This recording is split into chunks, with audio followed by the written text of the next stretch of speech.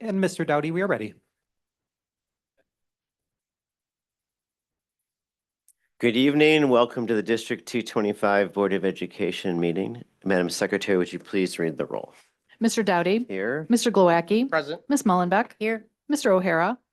Ms. Segwin. Here. Mr. Schein. Dr. Steinberg. 4 members present. Item 2 on our agenda is a motion to approve the agenda for the evening. So moved. Second? All in favor? Aye. Aye. Any opposed? Motion carries. Good evening, everyone. Welcome everyone to tonight's meeting. It's nice to see so many people here. I apologize that we don't have enough chairs at the moment, but we will hopefully get to all of you folks very soon. We are now up and running well into second semester. It's very exciting for us. Tonight we have on our agenda our board and superintendent reports, community comment, and our consent agenda as we normally do. We have 4 items on our regular agenda.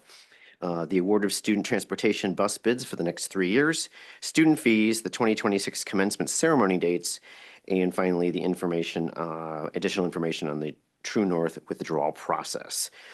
I do want, before we move into our regular agenda, I want to take a moment to recognize Maxim Borisov, Glenbrook South sophomore, who tragically passed away this past week. We extend our deepest condolences to Maxim's family and friends. We'd like to observe a moment of silence in Maxim's memory.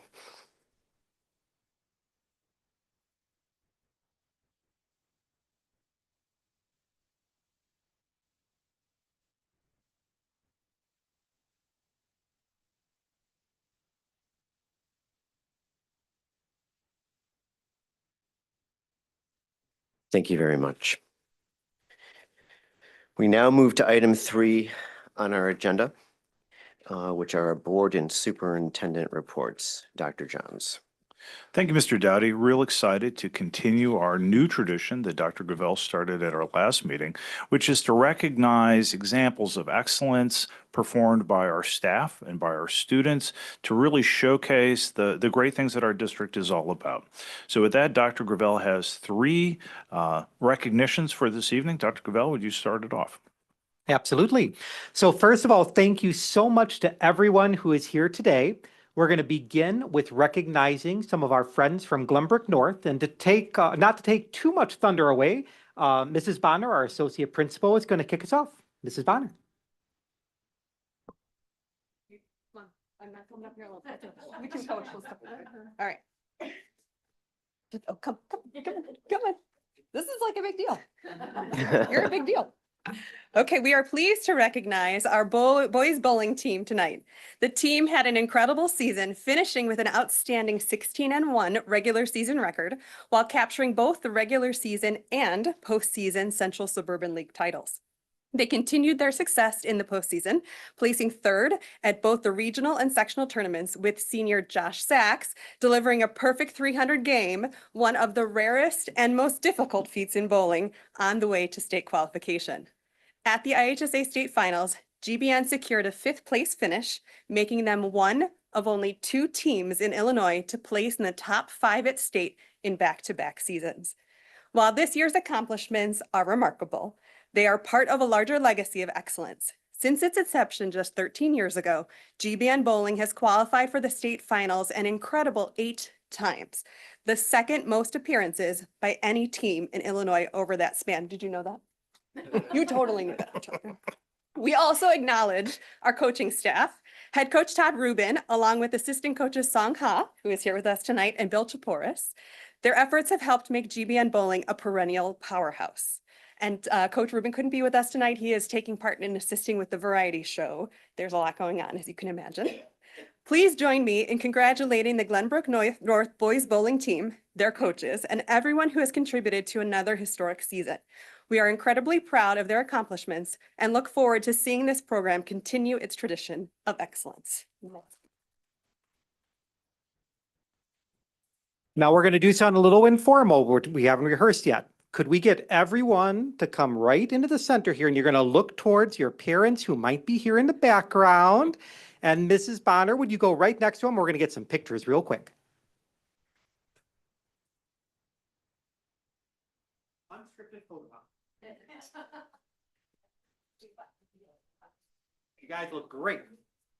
We're gonna do that thing and I'm gonna wave and make sure you look right here, real quick. Beautiful. And then for other people who want to take pictures.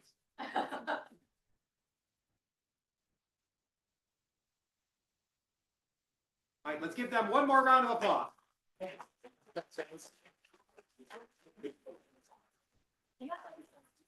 Next up, we have two wonderful announcements from Glenbrook South. This is the first time that we'll be recognizing some of our students in competitive dance, and we also have a staff member. So Dr. Georges.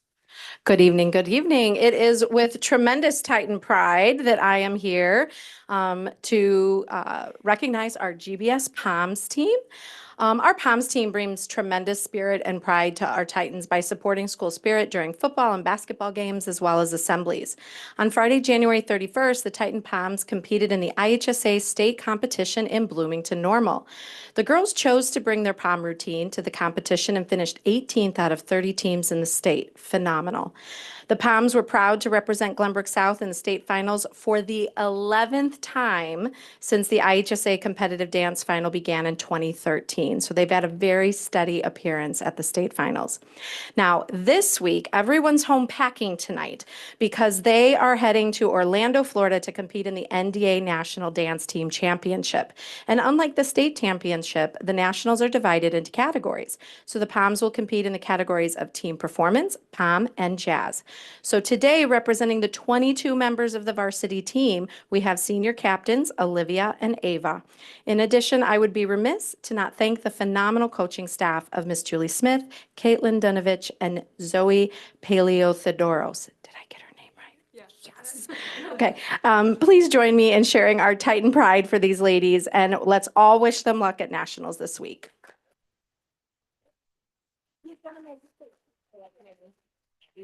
Yes.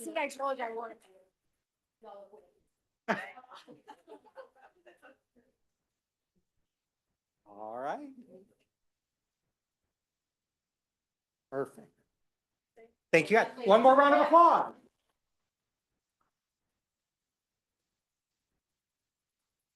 Okay, now I'm going to try to get through this one without getting all like teary-eyed. I am so humbled and excited to introduce GBS math teacher John O'Malley.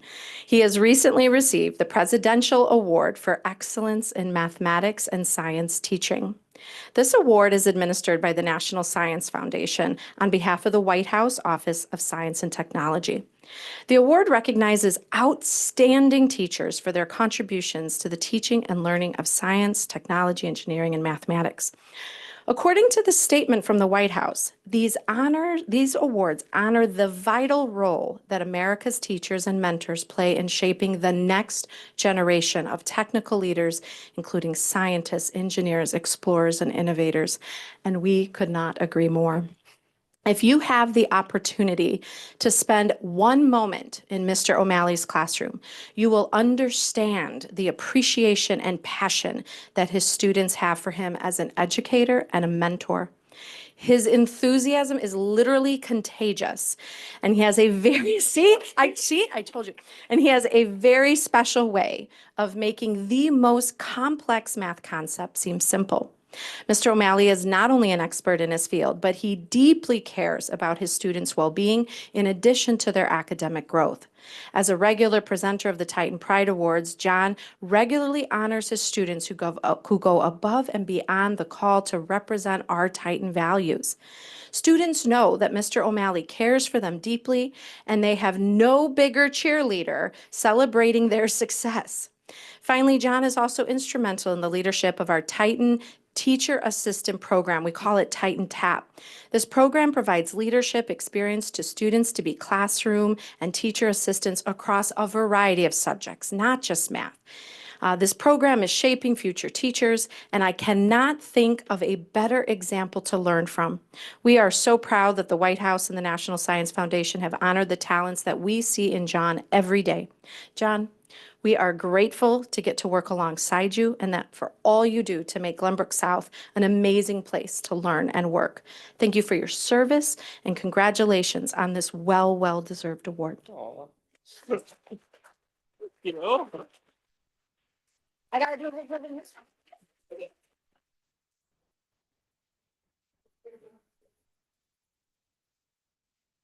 I'm slightly taller than you.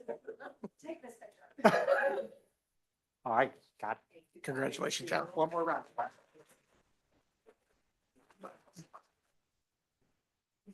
At this point, for anyone who's been recognized and is desiring to transition to the next part of their evening, you are more than welcome to do so. Otherwise, please stay with us for the next part of the meeting. Absolutely. Congratulations. Thank you. Appreciate it. Thanks, Mom.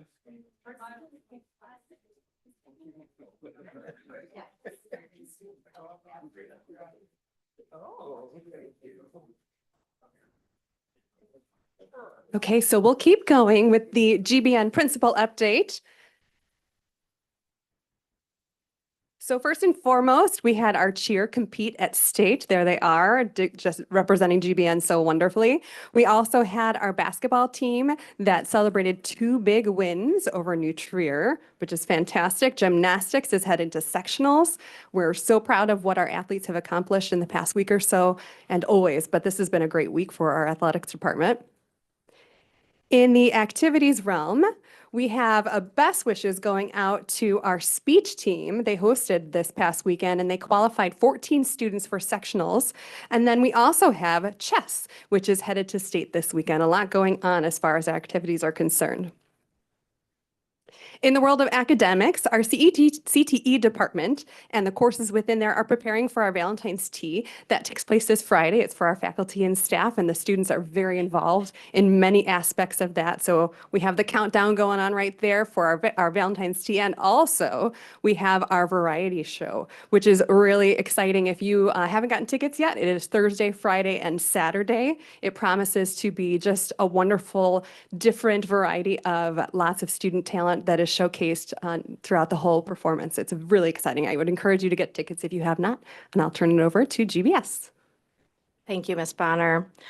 So in academics over at Glenbrook South, I just want to share that we had 2 major cultural components of our world languages department take place recently. The first one is families from Glenbrook South and Glenbrook North attended an informational meeting to learn more about hosting our 30 Japanese students that will be arriving on March 1st.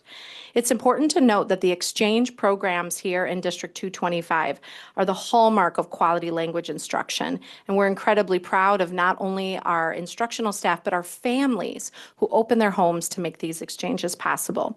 In addition, through a grant from our Japanese consulate, the GBS students got an exciting hands-on experience with traditional Japanese taiko drums.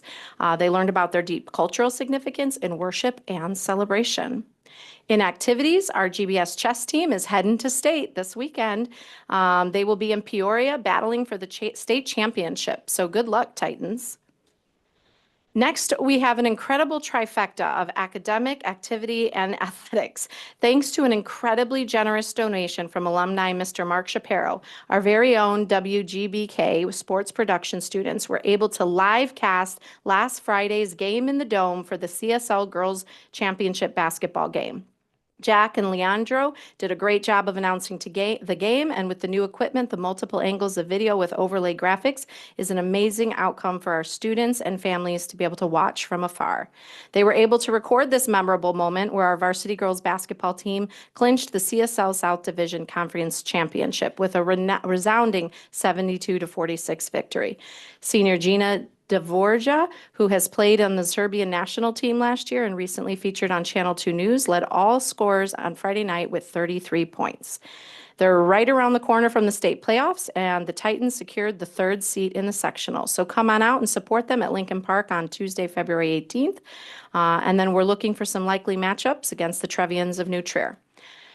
Next in athletics, our girls gymnastics team hosted and came in 2nd place in the regional meet, and they are advancing 6 gymnasts to the sectional competition this Thursday at Mundelein High School starting at 6 p.m. So come on out and cheer on our Titans. Best of luck to the girls gymnastics team. Thank you. Thank you, everyone. It's great to see so much success in our district and our students and staff upholding the values that we hold dear as a district. That's it, Mr. Dowdy. Thank you. Board members, anything to share at this point? It is really tremendous to see this. The excellence across so many different areas of our district is a continuing source of joy and astonishment. We're very, very fortunate to have the opportunities available and to have our students rising to the occasion and making the most of their education, both inside and outside the classroom, as well as obviously our incredible teaching and coaching staffs that make all of this possible. I'll move now to item 4 on our agenda, which is the recognition of community visitors. It's an up to 30-minute portion of our meeting, which we always value very much. We have 3 speakers tonight. They're permitted up to 2 minutes to speak to us. They've given us their names and addresses, and I believe all of them are connected to the district, which we appreciate. We remind people of a number of items.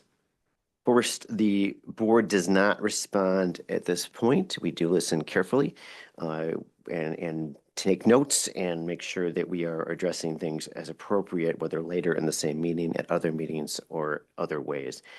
But second, please keep in mind that we maintain confidentiality and privacy. We do not discuss individual employees or students. Third, please note the board does not control the topics raised or the substance of public comment. Fourth, we remind speakers they should direct their comments to the board and they should relate to district business. We are not a political forum. Fifth, we remind speakers that their comments are not automatically protected by any immunity or other legal protection. And we ask finally that everyone maintain civility and respect. With that preface I mentioned, we have 3 speakers this evening. The first speaker is William Seitz. If I got that right, sir. Good evening, sir. Good evening. You do have it right. You got a lot of nice things going on here. I was here last time, so I got my 2 minutes. So just wanted to follow up on a couple things from the last meeting.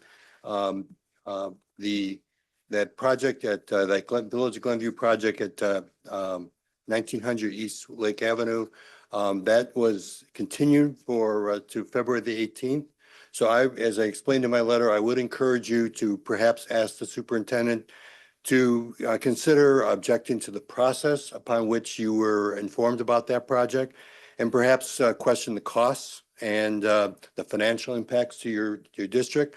I know your district is large, and you perhaps can afford to absorb the impact, but you might want to consider sending a letter perhaps prior to that meeting.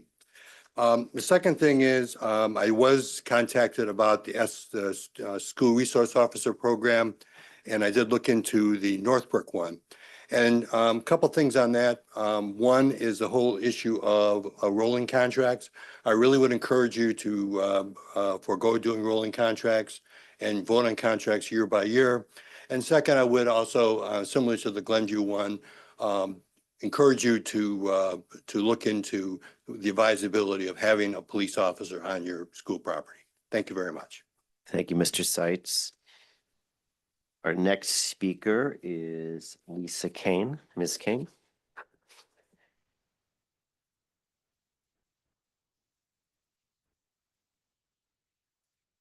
Hello, my name is Lisa Kane. I am a teacher, a counselor, a parent of a District 34 and a District 225 student, as well as a candidate for District 225 school board. First, I really want to thank the board, the administration, and Dr. Georges for responding in the February principal newsletter and including a recording of Dr. John's statement regarding the immigration protocols we use in our district, as well as a list of resources. I think that is a really helpful and useful step. On our last Illinois State report card, the Glenbrooks are listed as commendable, indicating that while we are doing well in many categories, we are not in the top 10% of schools statewide.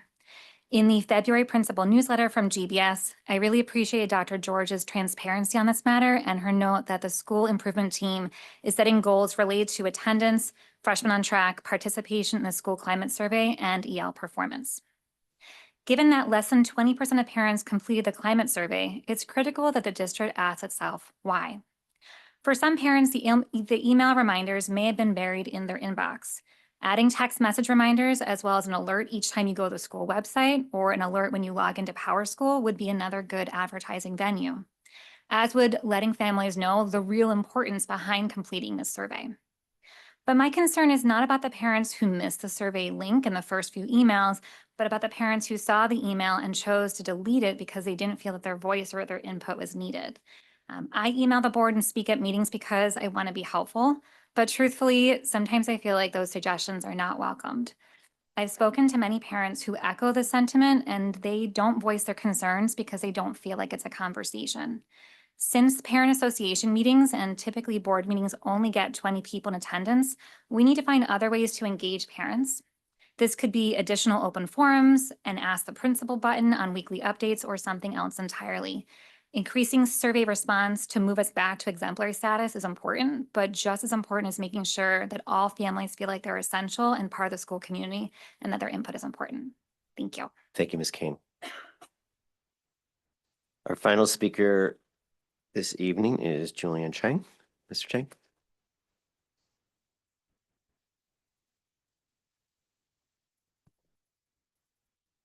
Hi, good evening. My name is Julian Chang, Glenview resident and current independent candidate, along with Lisa Kane for District 225 Board.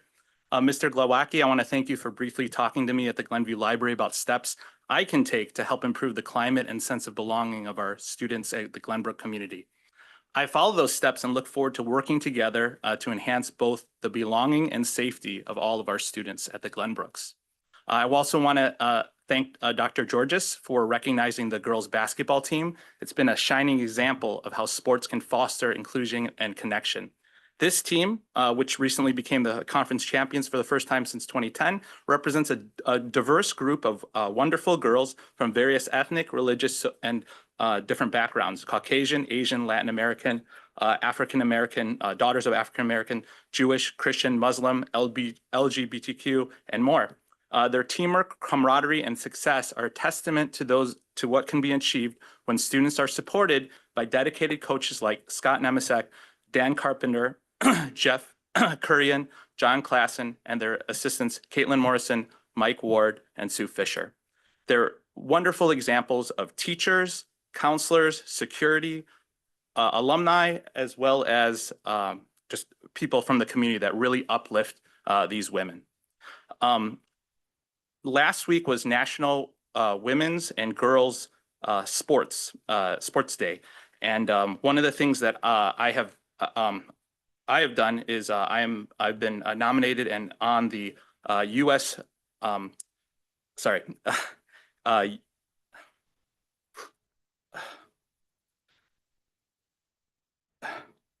The U.S. Soccer Foundation Chicago Leadership Board. I was really saddened to see that there was a $5 million lawsuit that was given to women and girls that were verbally abused and sexually harassed. These are women that were called stupid and treated like garbage. I want to make sure that girls at our Glenbrooks are treated like valuable members, wonderful exemplary students, and uplifted. And I hope to work with the Glenbrooks in order to ensure that that happens. Thank you so much. Thank you, Mr. Chang. That concludes our public comment portion of our meeting. Again, thank you for joining us for that, and all the comments we get in between meetings. We always welcome them. We move to item 5 on our agenda, which is our consent agenda. Dr. Johns, are there any changes? No, there are no changes. Okay, I'll entertain a motion to approve. I move to approve the consent agenda. Second. Any discussion? Hearing none. Mr. Glowacki, Yes. Ms. Mullenbeck, Yes. Ms. Segwin. Yes. Mr. Doughty, Yes. 4 members voting yes. We now move to the portion of our agenda we have discussion and action. We have 4 items tonight, as I mentioned at the outset. The first regards the award of student transportation bus bids for 2025 through 2028. Dr. Johns. Thank you. Per usual process for bids such as transportation, Dr. Gravel will walk us through the particulars. Thank you so much, Dr. Johns and members of the board. This evening, we're presenting the first read for the award of student transportation bids. It's always important to remember that there are 2 types of transportation that the school district contracts for every so many years.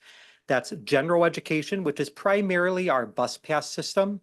So to from routes from Glenbrook South and Glenbrook North, as well as a late activity bus that can be ran either 2 or 3 times after school, depending on the size of the building and the size of the area in which it's supporting. And then the other part of transportation is special education transportation. So for students who require transportation as part of their IEP or part of their overall needs for accommodations, we will provide transportation. Sometimes that's provided through a traditional school bus. Other times it might be a minivan, depending on what their individual needs are. We are currently in agreements right now. However, due to performance concerns with our existing provider, the administration worked with the finance committee to go back out to bid. And so what that means is even though we have an agreement in force right now, we let that stay and we did a separate bid as we have the option to cancel our existing one. What we found was for the first time in quite a number of years, we had a very large showing of interested contractors. Typically, we might only see one, which has been the case in so many bids, or maybe 2. In this case, we received 5+, depending on the type of business we were looking at.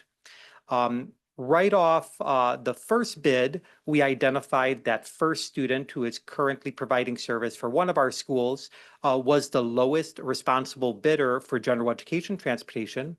But when it came to special education, it was a bit confusing. And candidly, part of that confusion is a result of how special education transportation is paid. The current structure is based on the number of students that are in a vehicle, whether those students require additional accommodations, such as a vehicle that can support a wheelchair, whether if it's an in-district trip or out-of-district trip, and so on and so forth. After seeing so many variations of pricing from different contractors, we decided to go back out to bid a second time, specifically for special education transportation. And if you look on the second page of the memo, table 2 will show how those bid results come in. Overall, we saw a high bid from provider Septran at $5.6 million.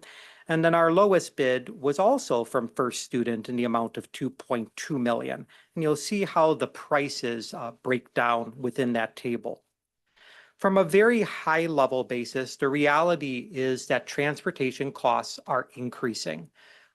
Certainly as consumers, we experience that when filling up our cars for gas, but there's also the rising costs of wages for qualified and responsible drivers.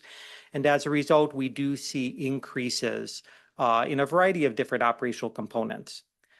That said, what I'm pleased to share is presented in table 3 is that if you look at overall transportation services, so general education and special education, we are currently, under current conditions, projected to spend $6.1 million on overall transportation expense if we kept our current contract.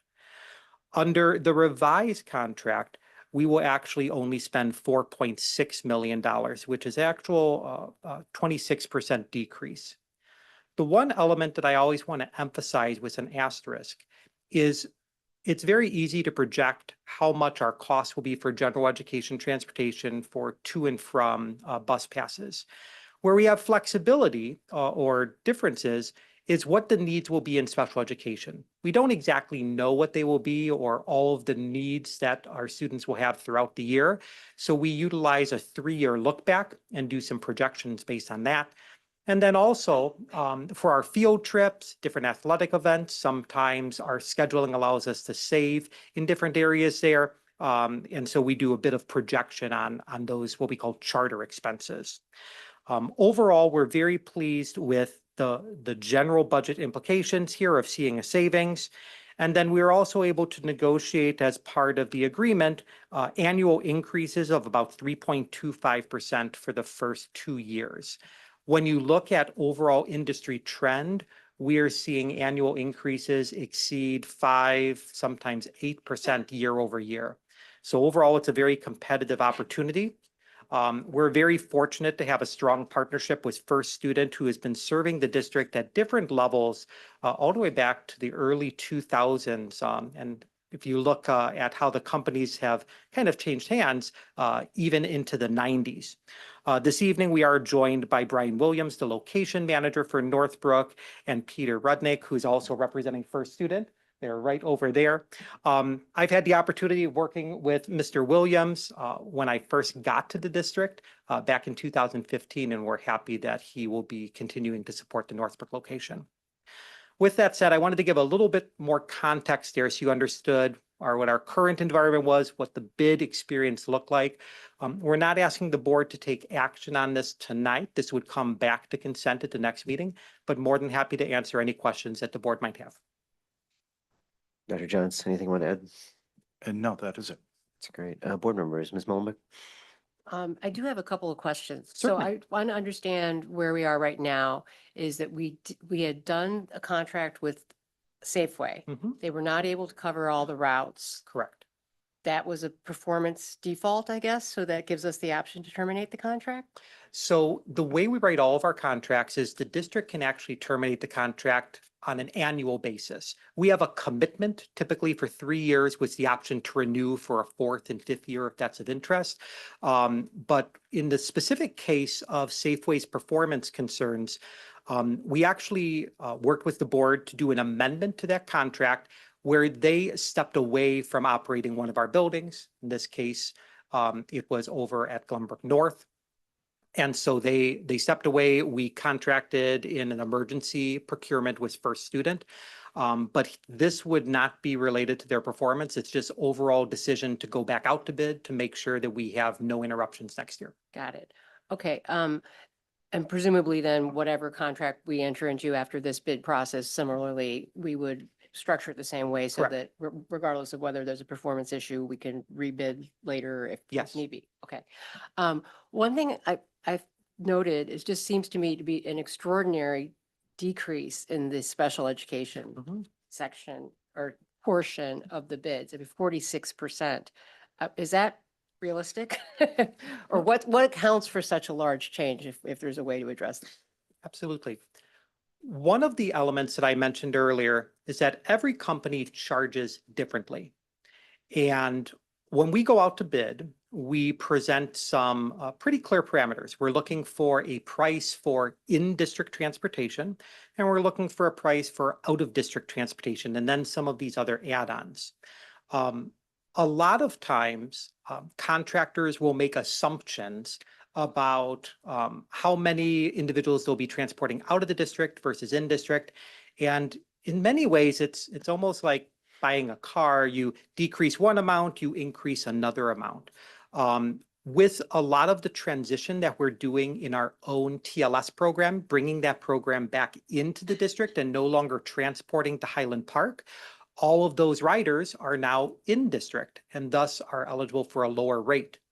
The other element that oftentimes can be misunderstood is for our students receiving special education transportation, some IEPs may specify that the student must be transported in a solo ride or just with one student in the vehicle. Under the model that we have been working towards planning for this implementation, we're going to maximize routes, and there might be 2 or 3 students in the vehicle, which decreases the number of vehicles needed versus having more drivers, more vehicles on the road, and again, not benefiting from a volume benefit. We did not share that information with contractors. We asked for the quotes, and then we ran it through all of our different models. That's why you're seeing the differences. Okay. That's very helpful to know because that makes it seem more like achievable that we'd be able to provide the level of service that these students need, even at a very significantly lower cost, which, like you said, we don't usually see them the decrease year over year. Well, So, and Ms. Mullenbeck, just to offer another illustration, if we look at table 3, general education transportation is relatively similar in terms of what we project next year. From there, we are anticipating a 16% increase in costs. The special education, because of the efficiencies and the changes of our operations, we're seeing the savings there. So just illustrating that we know that the savings are achievable, assuming our projections hold true. There certainly can always be changes that happen there. But we're confident when these projections are very conservative. Anything, Ms. Hickman? It's just a couple questions. And Mhm. would it be possible to include that in the memo, what you just told us about? Absolutely.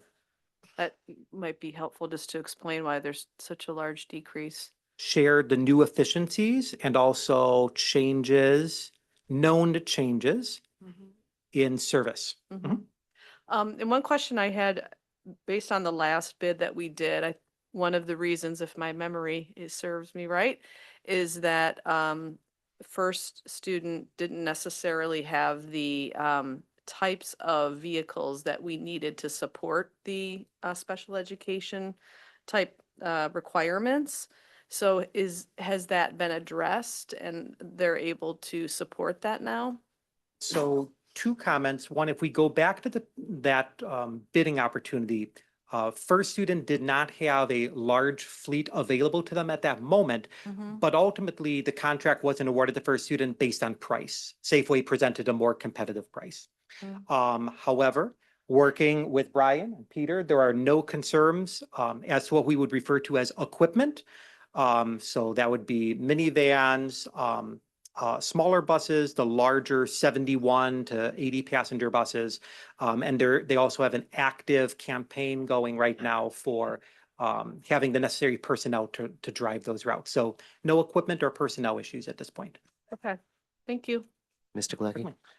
Just one, and this maybe it jumps ahead to what we were discussing this in finance with the fees and everything, because we're going to be addressing that shortly. But in terms of the projections and stuff that were used here, can you clarify what was the basis for these projections? Because I know when we were looking at fees, we have over 5,000 students in the district that could potentially utilize bus services. Mhm. Of those, we have 1,000 passes that are roughly purchased, if I remember my notes Yeah. correctly. And out of the 1,000, roughly between 400 and 500 actually utilize those passes. So it kind of dwindles out. Are these projections and usage based on the 1,000, or are they based on the 500 actual users? That's a great question. I'm going to give an early preview of I believe it's the next agenda item here. So with respect to student transportation, and I'm forgetting my exact date off the top of my head, but it was in the late 50s or early 60s. The community went out for referendum to ask if the school district should have a transportation levy to support the cost of transporting students to and from home. It was presented twice, and the referendum failed twice. And at that point, it became the policy of this district and the Board of Education that parents who are seeking transportation support to and from school, that would be a personal responsibility. And up until the mid-90s, parents actually contracted with one of multiple bus companies directly, not with the district. When the district took ownership of the contract, what we do is we estimate the number of routes we need. And overall, the number of routes we've needed at Glenbrook South and Glenbrook North have remained pretty consistent. We've gone up a route, decreased a route, depending on what needs are, but overall pretty consistent. So we take all of those route expenses, we multiply those routes by 178 days, which is the total number of student attendance days. And then we also have the activity bus costs that run 3 buses at Glenbrook South, 2 buses at Glenbrook North, again, just based on the geographic region of Glenview compared to Northbrook. We come up with a total amount that it costs to run to and from transportation. And then we divide that amount. Our normal amount is 1,100 bus passes.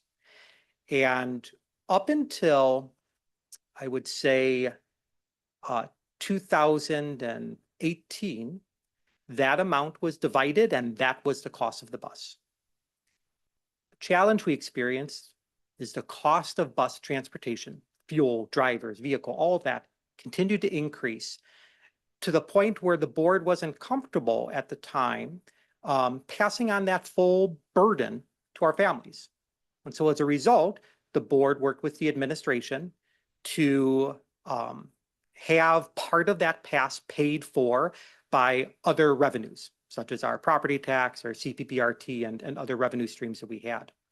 And so what we do today is we take all that normal calculation, we get to a normal amount, and Ms. Tarver, it's around 1,300 and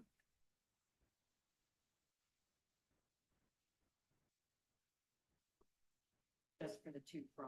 $1,380. So that's the actual cost of the bus pass projected for next year.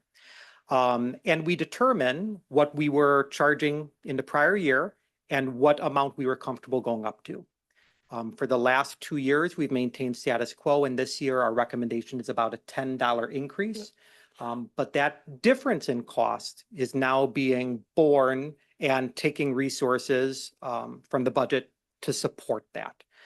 Now, always important reminder here, even though that amount of the bus pass is high, I always need to remind our families, those listening or those who follow up later on, that we do have a student financial assistance program. And so any family that that would struggle with that can certainly apply for that and can receive a bus pass up to $0 in cost. To that end, Mr. Glowacki, you asked what ridership is. Well, I was asking, what is the savings and these projected based on? Is Yeah. it based on the 1,100, or is It's it based on the 500? 1,100 because we need, the way we build a transportation system, and this is pretty common, especially a parent-paid system, is you have to assume that you need to have a seat for everyone who's buying a bus pass. And we do have buses, mainly at Glenbrook South, that we have overcrowding issues on, and we have to add additional routes. But we assume that we're selling 1,100 passes, and we're assuming that everyone is paying for a pass in our projections and in our staffing and routing. We don't have any other deviations from there. Okay, thank you. Okay, thank you. This is going to come back on consent, Dr. Gravel, you said? Yes, the and I will add the 24th. 2 comments that Ms. Seguin had shared in terms of giving some insight as to how we can be confident in the savings that are projected. I appreciate all the work and the gentleman here with you working with us. I know we've got a history with First Student, so I'm glad to see but a dependable and reliable source is going to be able to work with us through this as well. Move to item 6.2 on our agenda, which are the student fees for 2025-2026. Dr. Johns. Thank you, Mr. Dowdy. Each spring, as part of our annual process, the administration presents a schedule of student fees after doing a study of the amounts needed to cover the expenses associated with those particular fees. With us this evening is Ms. Tarver, who will walk us through what the amounts are projected to be for next year. Good evening. Just as a reminder, our goal is always to keep these fees as low as possible while we ensure that we can continue delivering the high quality programs and services that we currently have. As Dr. Gravel mentioned, for our parents who struggle financially paying these fees, we do have a financial assistance program that they can always apply for. And that application process is fully confidential. It is not public information. For this year, we have maintained user fees in alignment with last year's. There's some modest increases that are just there to keep up with the cost of goods and services. The biggest change this year is currently we are able to pass on credit card fees to the parents. We are no longer going to be able to do that under Visa's ruling and new procedures. So those fees are now going to be paid for by the district and not passed along to the parents. So some of the increases that you will see is our way of recouping some of those costs that are now going to be on the district.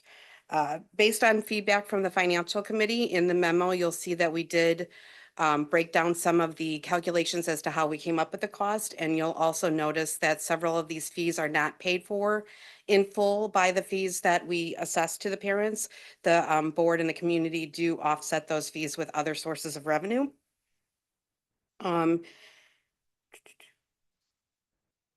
Gravel already talked about bus passes. Sorry, I just want to make sure I got everything here.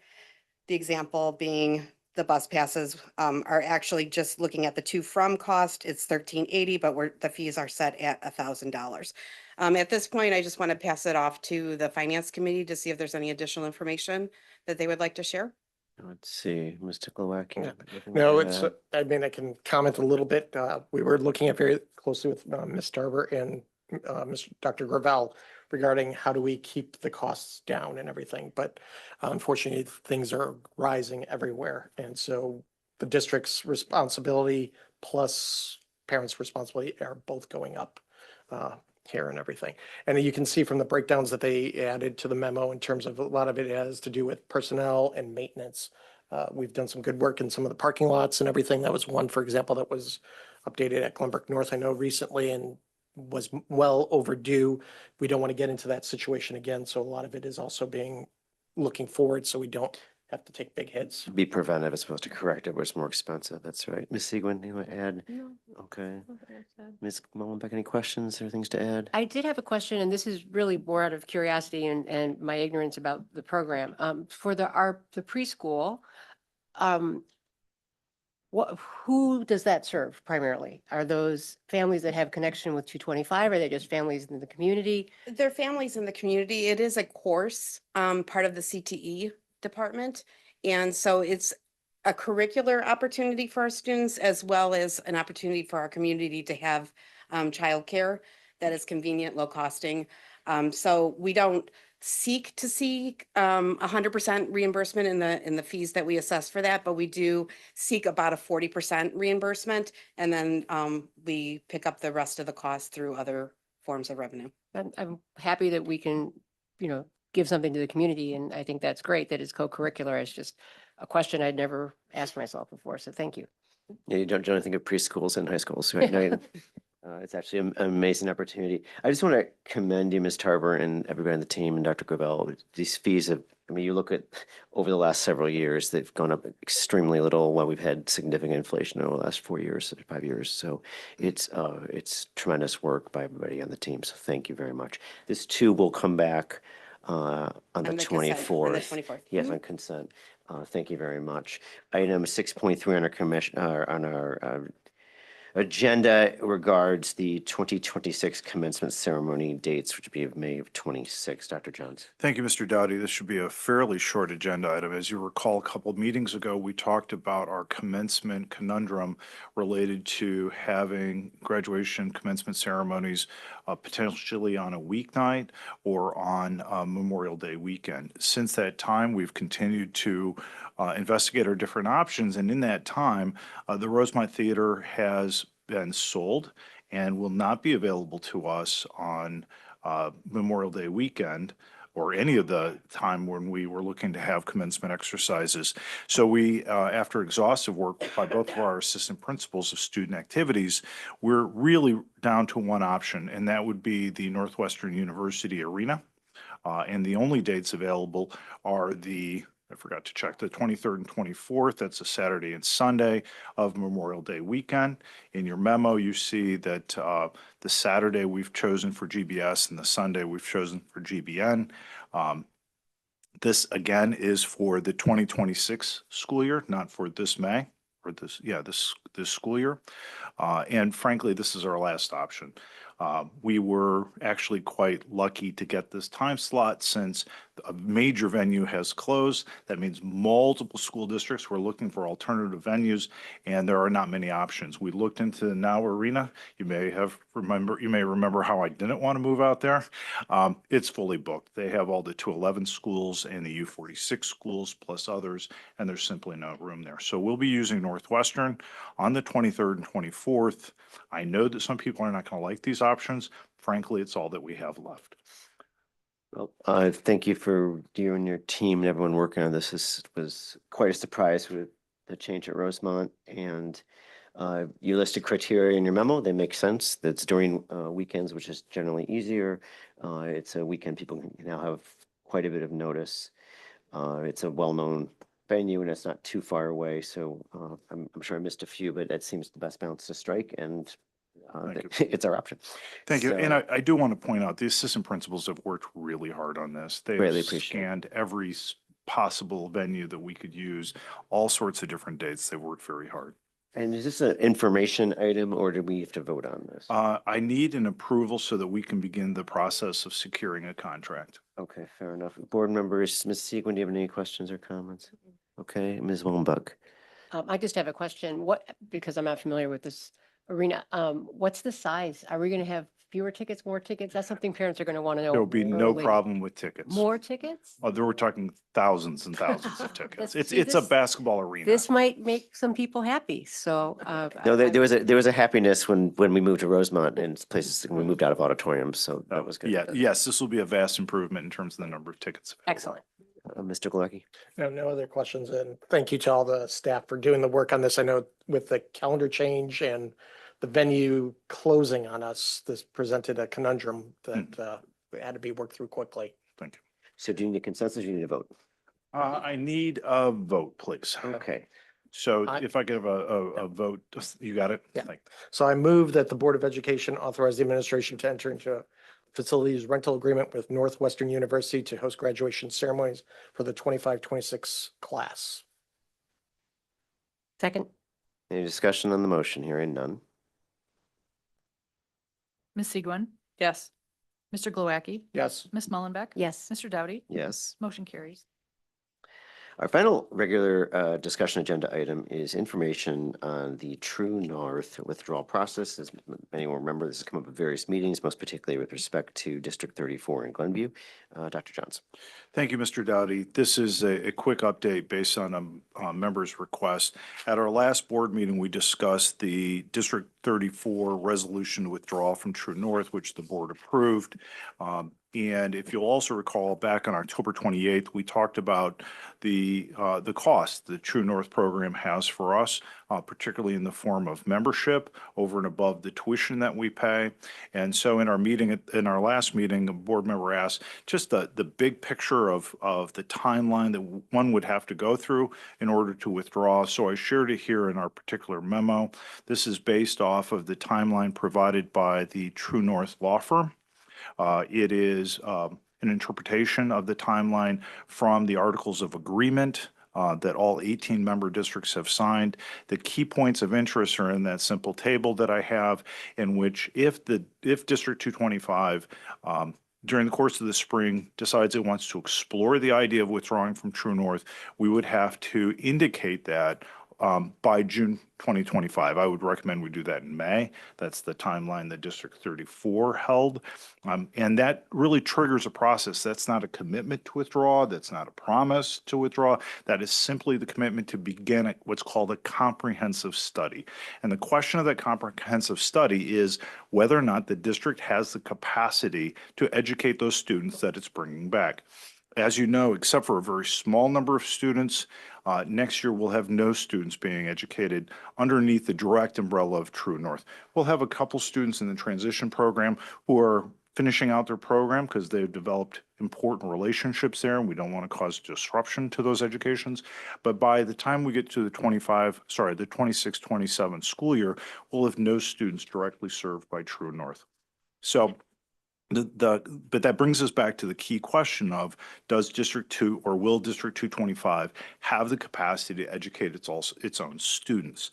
That study needs to conclude by the end of December 31 of the following year, of that same year, at which point the district would make a vote on whether or not it wanted to withdraw from True North. So what's coming up in the end of May, by deadline of June, is really just a commitment or an announcement that we intend to study, if we should go down that path.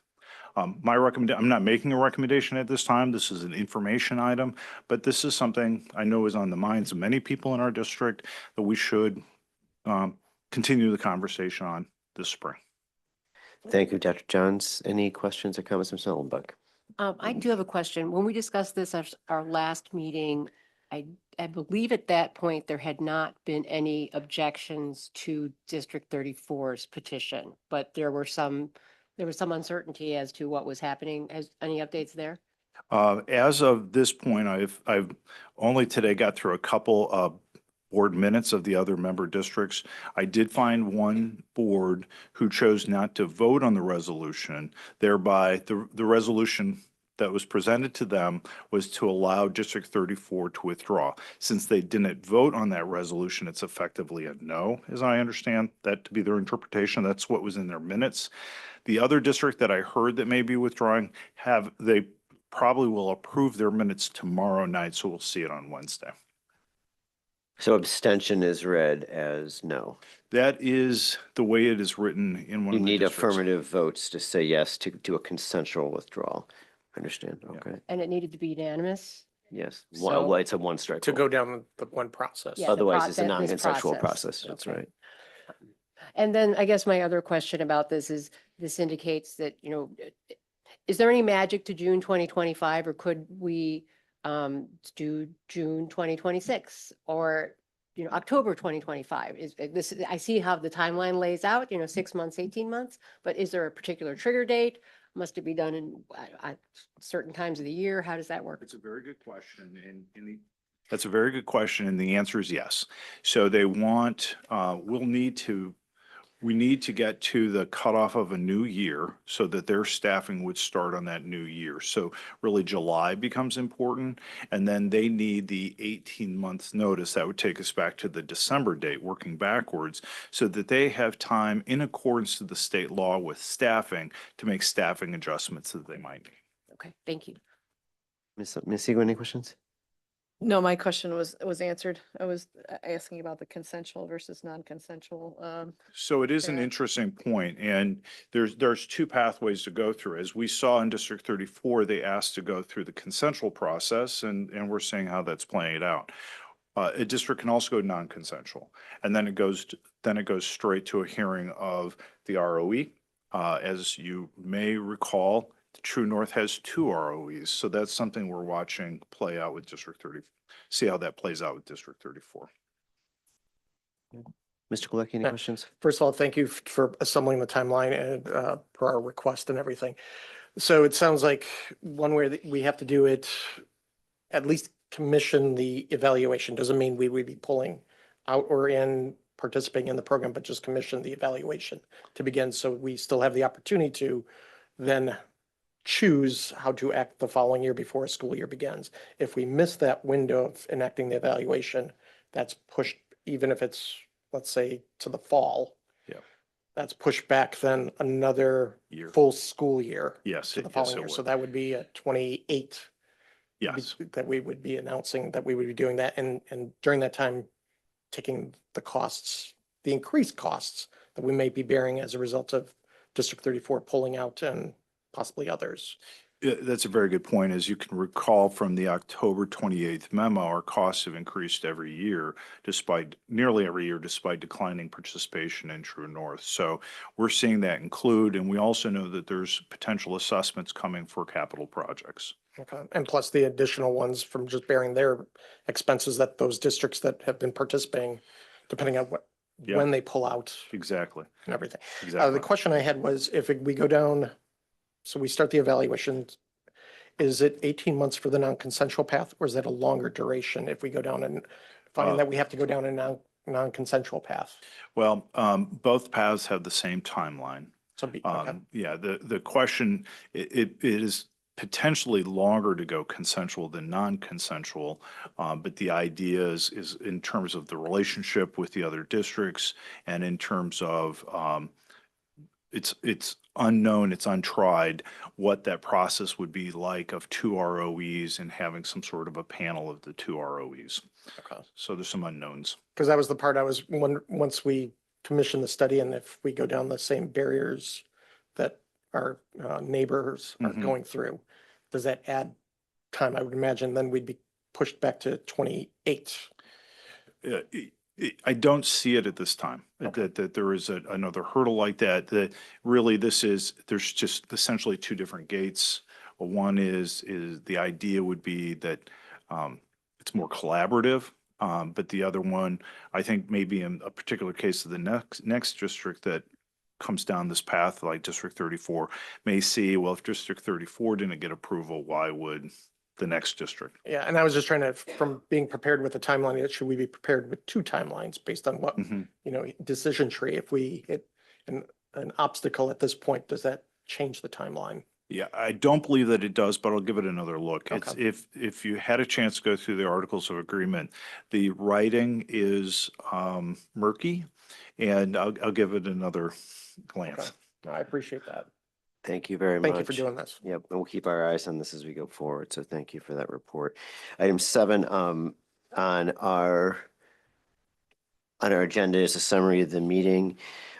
We did begin with a moment of silence for Maxim Borisov.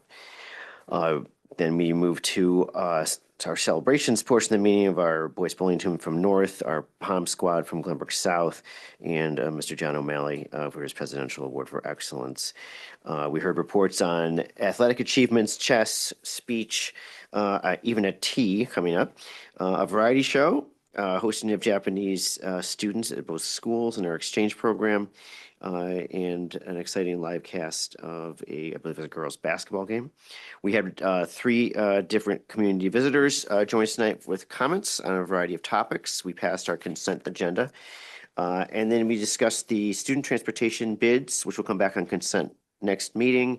Student fees coming back on consent next meeting. We did have a vote to go forward with the May 23rd and 24th, 2026 commencement ceremony dates at Northwestern. And we had information about the True North withdrawal process. And Dr. Johns, do you want to clarify one point at this point? I just wanted to clarify, Mr. Chang made in his comments about a $5 million lawsuit related to female soccer players. I just want to point out that that's not related to us. As near as I can tell, that's the 2021 lawsuit against the Professional Women's Soccer League. So that doesn't pertain to us. I just want to clarify that in case someone was misunderstood. Thank you for that clarification. Item 8 on our agenda, possible topics for future board meetings. Please do let me or Dr. Johns know any of those if you have them. Item 9 is closed session. We do a closed session tonight to consider the appointment, employment compensation, discipline, performance, or dismissal of specific employees of the public body or legal counsel for the public body, including hearing testimony on a complaint lodged against an employee of the public body or against legal counsel for the public body, determines validity, and litigation when an action against, affecting, or on behalf of the particular public body has been filed and is pending before a court or administrative tribunal, and when the public body finds that an action is probable or imminent, in which case the basis for the finding shall be recorded and entered into the minutes of the closed meeting. This is pursuant to sections 2C1 and 2C11 of the Open Meetings Act. I'll entertain a motion. So moved. Second. All in favor? Aye. Any opposed? Motion carries. Thank you very much. We're going to go into closed session in a couple of minutes. Just a couple minutes, and we'll be coming out after that. But thank you all for joining us this evening.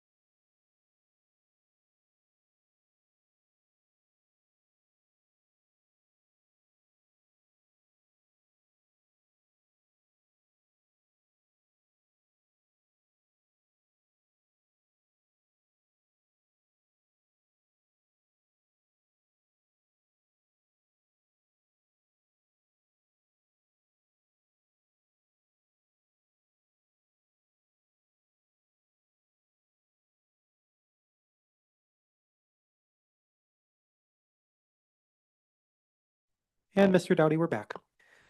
Back in open session, item 10, possible action regarding topics discussed in closed session. We have none. Item 11, adjournment, entertain a motion. So moved? Second? All in favor? Aye. Aye. Any opposed? Motion carries. Thank you very much, everyone. 8:45 PM.